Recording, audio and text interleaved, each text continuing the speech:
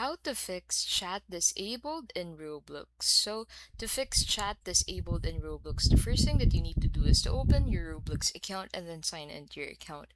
So first, go ahead and check your account age. So click on the settings at the top right and then click on the settings under that. And then on the settings page, head over into the account info and then make sure that your birthday is set above 13 years old. So if your birthday is set incorrectly, you cannot change it manually. You may need to create a new account with the correct age if you're older than 13, since Roblox automatically disable chats for accounts under 13 years old. Another thing you can do is to go ahead and update your privacy settings. So on your settings, head over into the privacy tab and then look for the who can chat me section, and here are the chat section.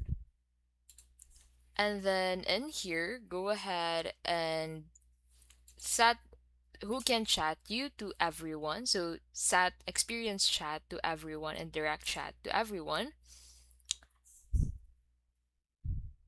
So third thing you can do is to enable chat and account settings. So on your settings, head over to account info and then look for the parental controls section in here if your account is under parental controls, and then make sure the chat is enabled. If parental restrictions are active, you'll need a parent or guardian to adjust them. And that is how you can basically fix chat disabled in Roblox.